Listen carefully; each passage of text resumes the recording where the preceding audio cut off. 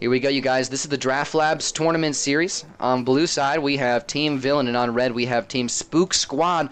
Team Villain taking a very standard slow win composition, and Spook Squad taking a pick-oriented composition. They have some power in the laning phase, but they're really going to want to be fighting. They want to land some crowd control. In all honesty, I think considering the champions that you have that were picked before the Malphite for Spook Squad, I would have really enjoyed if I had seen something like a Thresh coming out instead of a Malphite, because his crowd control is so much more consistent. Malphite, if he engages to set up a pick onto one single enemy, then it's not going to end up being worth, if you know what I mean, that big cooldown just for one kill, maybe two kills here. So now it's on the shoulders of YDid on his Riven to be able to set up those kills by playing aggressively, and he could easily get punished out here by this great laning composition that's coming out from Team Villain. We'll have to see how this one ends up playing out. I think that Spook Squad are going to have to kind of sit back and play more oriented towards the playstyle of Team Villain in the early game to make sure that they can actually make it late.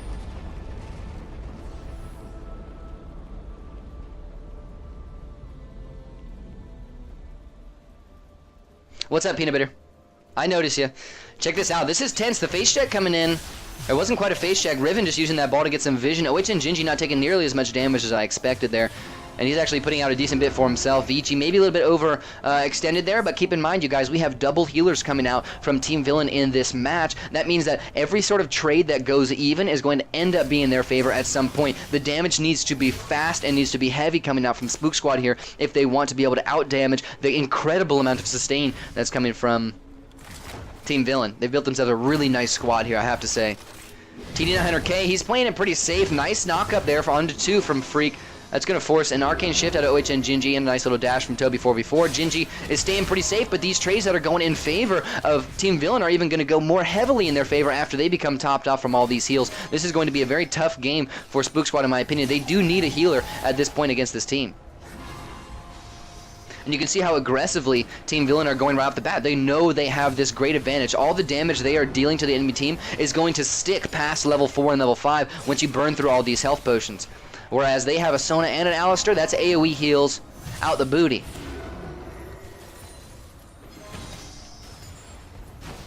Decent defense here, though, from Spook Squad. And Team Villain, they're not looking like they're trying to get too much poked out underneath the turret. You can see Raven just sitting back, chilling. They want to catch somebody out going a little bit too far forward. They might be trying to bait him out a little bit here. It's tough to say. Not too many people aggressive. Now, this is the type of squad that really could, against what Spook Squad are bringing, what Villain have right here, really could take this early game by storm. They could play super aggressive. They could just consistently be trading and consistently be out-sustaining the enemy team. There we go, just like that. Freak. I like the way he's being annoying right now. That's one of the biggest assets to an Alistar, is that you can just be super annoying. He is going to have some mana problems, though, coming up pretty soon.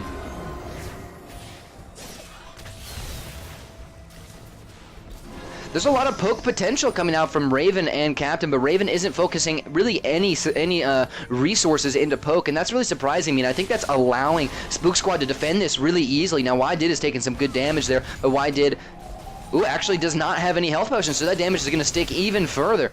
Gingy, he's getting taken down as well. He's got 2 health potions left in his kit. Not quite enough to last through all of the sustain coming out from blue. I think that Team Spook Squad need to recognize that there isn't too much aggression coming out right now from Team Villain, and they could just sit back. They could literally just sit back and take as little damage as possible, gear up for that level 6, make a big engage, and then outclass the enemy team in the team fight or the pick capabilities.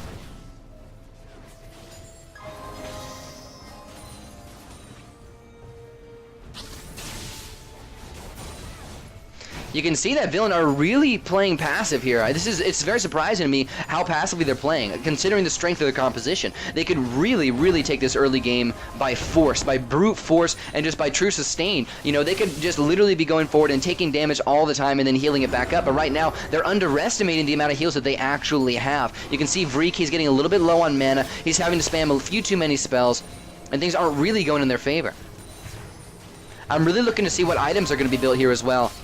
There's TD900K. He's going to get locked down twice, 3 times, gets knocked back, and now he's taken down. First Blood finally goes over in favor of Team Villain. This is what we would have expected. This is what we would have expected. The damage is not sticking onto them, but the damage is sticking onto Spook Squad. It was only a matter of time before they picked up some sort of First Blood, but That was Spook Squad not quite doing what I mentioned, where they didn't recognize that they could have had the ability to make something big happen. Now, as Y did flashes, he ends up getting instantaneously countered out. There's the disengage stats coming out. They have the spells available to defend their teammates and to peel for them, and he ends up getting taken down, giving up the second blood here over to Team Villain as well. This is not the early game you want to be handing over to a composition like this.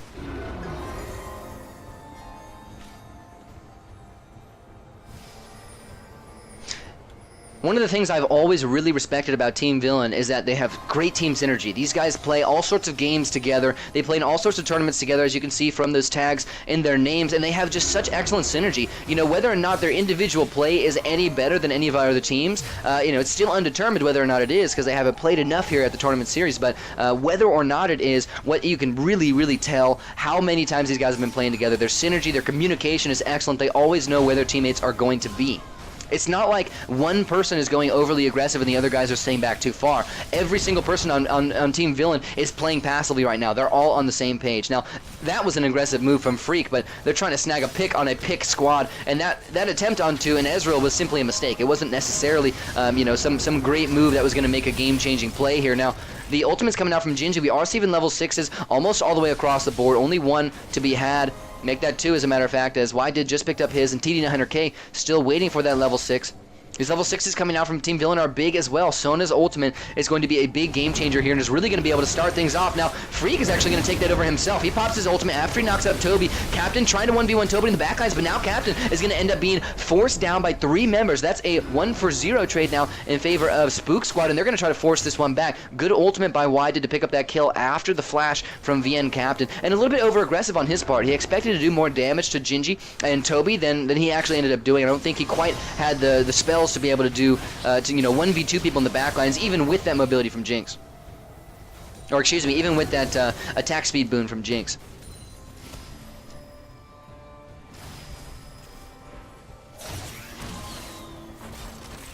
Now the tides have turned. Villain are back at their own tower here. They're playing this one extremely passively.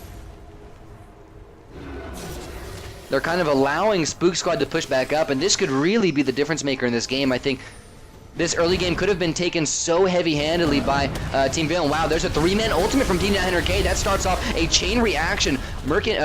Captain falling once again first in the fight. And now the chase is on for Spook Squad. This is another nice pick. You can see these individual kills are really where they thrive, but this is that thing that I mentioned about the Malphite. He dropped an ultimate and they got 1 kill off of it. Is that worth? Are they really going to be able to make something happen here before the next ultimate becomes available? Nice little bit of damage from Freak. He's doing more damage than I would have expected. All he's got is a chalice on him. Maybe some AP runes here. It's a good combo. Most likely some points in those spells as well, and it's not a bad thing to put points into your crowd control as an Alistar when you have a Sona behind you. Your heals are just kind of the cherry on top. Rather, if you were the main healer, you would definitely want to throw the points into those heals right off the bat.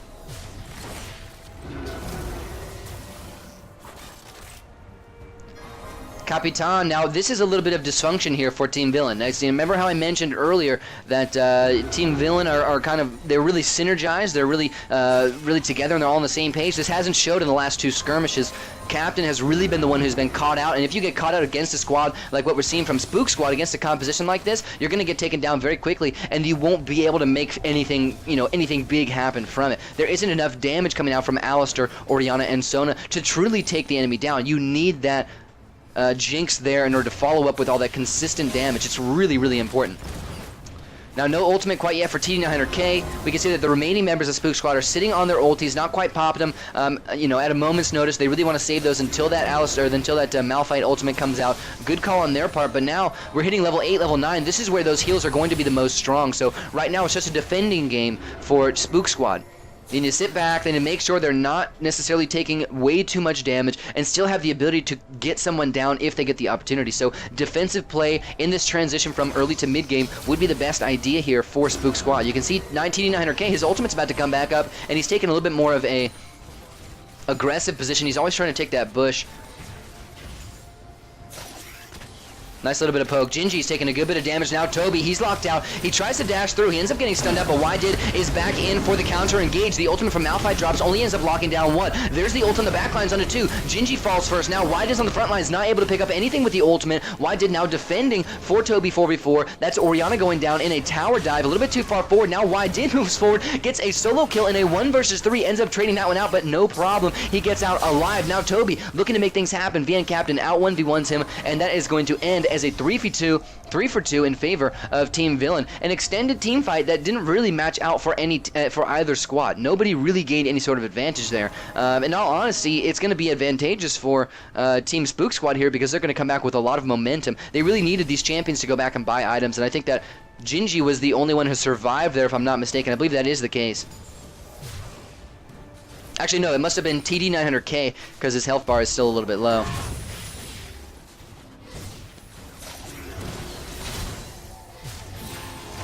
Big damage coming out from Gingy here as well. You can see he's taking that AP Ezreal. The burst damage coming out from him is real right now, but he's not going to be doing quite as much damage with his Qs. I do like this AP build for him, not only because there's 2 other ADs on the team, so it's kind of necessary at this point, but because the burst damage is very important for a pick composition like this. He would add more to the nuke traits than actually showed, considering that in the champion tier list it's for an AD Ezreal. Now, he is actually going to end up moving really far forward and is going to end up being forced to flash away. There is one member of Team Villain going down. Make that 2 as Malphite picks up one of Sona and Lucian snags another one onto Alistar. This is such a great early game. This is somehow working out so well for Spook Squad right now, and I'm really surprised. It was just a little bit of misplays coming out from Team Villain. They have this phenomenal composition, but haven't been able to take advantage of it and truly get themselves that early game lead that should have been really easy for them to take.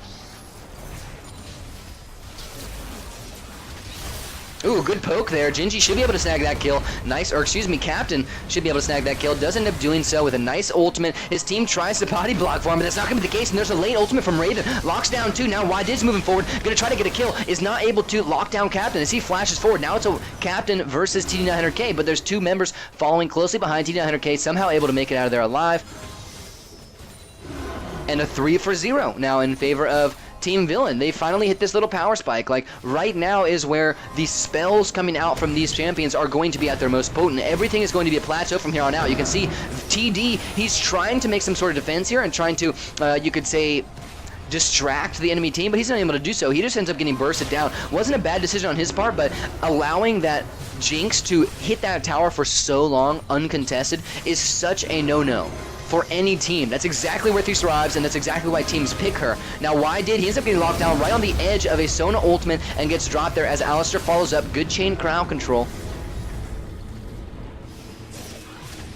And Captain now in a forward position, definitely in danger of getting taken down by some sort of crowd control coming out from Spook Squad. This is an important match here for these guys because this is really going to set the tone for the next match, maybe even the next 2 matches. And I think that right now, Team Spook Squad are getting themselves a little bit of confidence considering how well they're doing against this really strong squad. Even if they lost the first tower, this is exactly what we would expect, but I would have expected it to come, 8 minutes in rather than 12 minutes. They're 4 minutes behind right now, and there's plenty of strength on Spook Squad for them to hold this turret and defend for long enough to get into that late game where they're really going to thrive.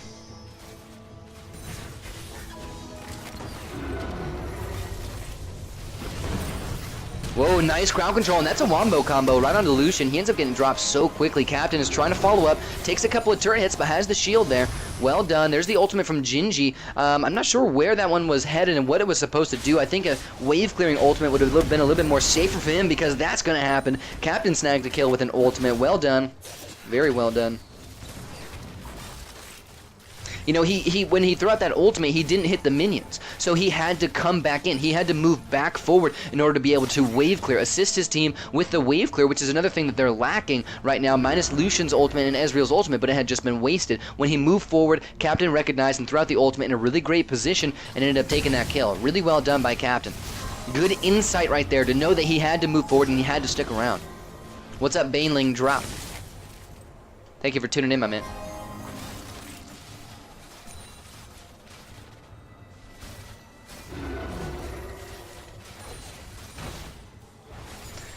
Now, as Spook Squad are coming back with some good momentum on their side, they're going to be forced out a little bit. Captain is very strong right now, 6-2 and 5 on this Jinx. just entering into this mid-game power spike that she brings on this map. That's where the ultimate gets really strong. Wow, she gets dropped so quickly. There's good pick potential, and the burst damage was used onto her, but do they have much left? You can see how strong and how healthy the remaining members of Villain are staying here. Freak almost able to take down Toby by himself, but that might be a little bit too deep. Nice ulti by Raven is actually going to save him for a couple of seconds. Now Raven, the only one left standing, and that's going to be a clean ace and a 4-for-1 in favor of Spook Squad. They should be able to take something down here with this as well. Unfortunately, they did lose one. Oh, it wasn't a 4-for-1. It was actually a 3-for-1, as a matter of fact. Thought it was going to be an ace, but Vici had just retreated really far back and actually might be able to defend this one by himself. So a good call on his part to identify that that fight was lost and get back in and defend.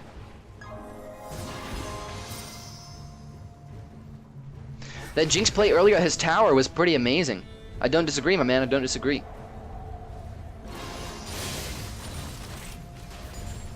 What's up, ZZ Fred? Thank you for tuning in, my man. I hope you're enjoying the Draft Labs tournament series thus far. This is only the first match of the night. Still plenty more to come.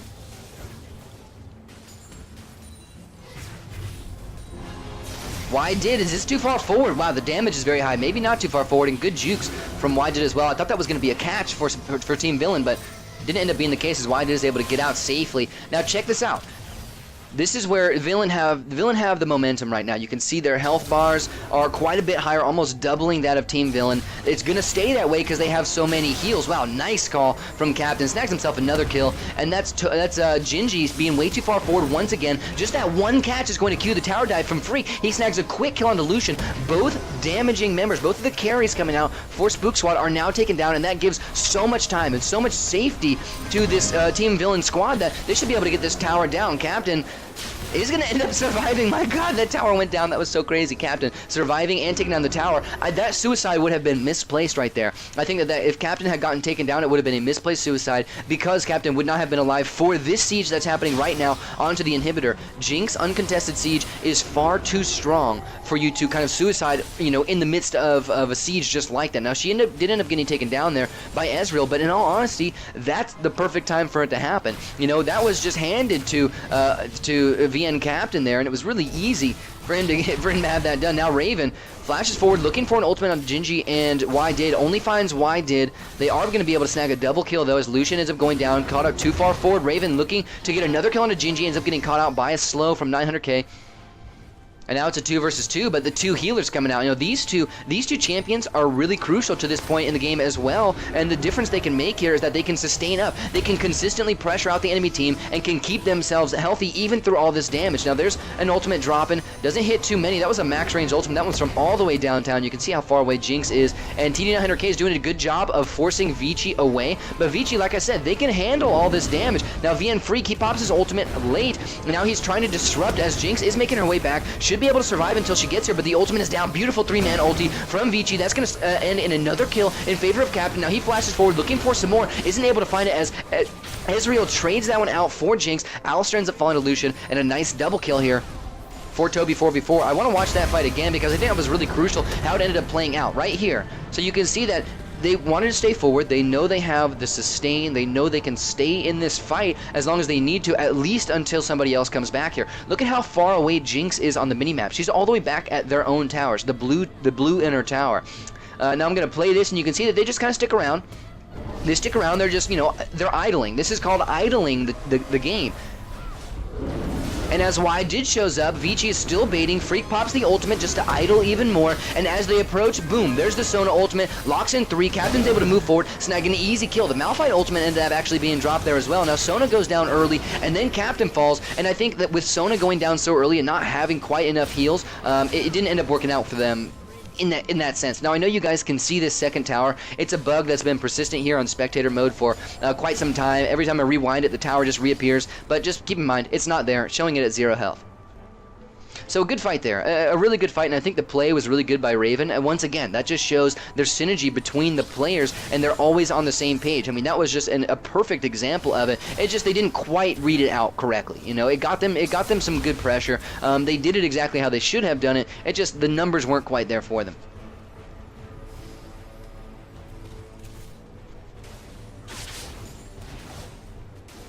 Now there's going to be a few stale moments here as the teams kind of regroup. This next fight's going to be pretty big here. Now we're 18 minutes in now. We are approaching the transition from early to late, mid to late game rather.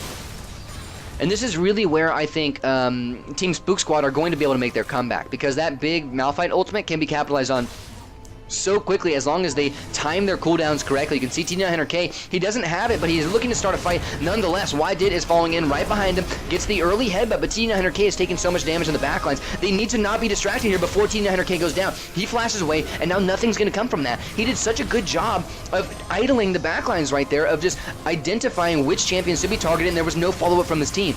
Now Toby's caught out, gets dropped by a crit. Riven picks up a kill. Ezreal isn't able to pick up any with his ultimate. Riven goes down to Orianna, and now it ends up as a 2-for-1 trade in favor of Villain so far, and they're pushing forward, and they want to take even more of a lead in this match.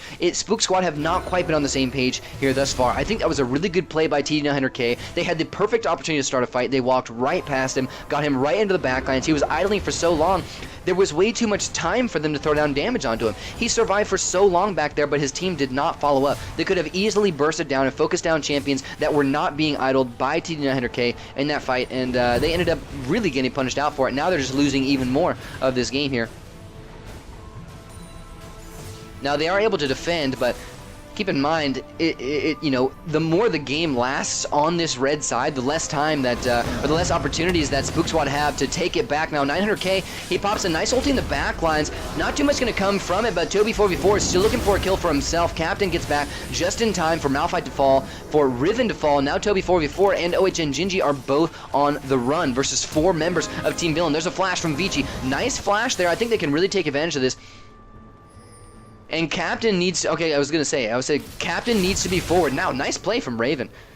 Really sneaky right there. That was beautiful. Raven was actually in that fight and ended up staying backwards just in case the split from Lucian and Ezreal ended like that. Got a really nice kill, and this might actually end up being game here, ladies and gentlemen, in favor of Team Villain. They have the Jinx. That's 2 towers dropping so quickly. This is exactly why Jinx is so strong on this map, because she can do what she's doing right now. I think they should be able to take this one. They all need to focus down this Nexus. They're not doing so, though. Freak is the only one who sticks around. You can see all the peel coming out when it's just T900K. They might go back in. They might still be able to take it, but that's only if YDid doesn't fall or doesn't take out Captain, and that's going to be the case here, and that's going to be GG. Well played. You know, that back off at the very end there was, you know, unnecessary in my opinion. I think Captain, Vici, and Raven all turned around just to isolate the Malphite. He didn't have his ultimate. He didn't have any damage. They could have just kept on knocking down that turret and just kind of stood there while he was auto-attacking them and probably taken it down sooner. Against a different team, against teams that are more organized, you probably would have seen that go very, very bad. You know, peeling off just to focus down a tank, that's exactly what he wants, and things could have really gone poorly from there. Luckily here, Team Villain were still able to take that match, so congratulations to them, Team Villain, for taking the first match of this set. A GG from both sides. I think Spook Squad played really well. They brought out a composition that shouldn't have played that well in the early game and played really well with it. Granted, it was due to the mistakes made by Villain, but I think that they capitalized on it pretty well. You know, there was some times where I mentioned, like, they need to play defensive, but they didn't, and they would have had to play defensive if Team Villain were playing that composition correctly, but they didn't. They weren't. Therefore, Spook Squad didn't end up needing to take that defensive positioning. So, good game once again. Good game to both teams, and congratulations to Team Villain.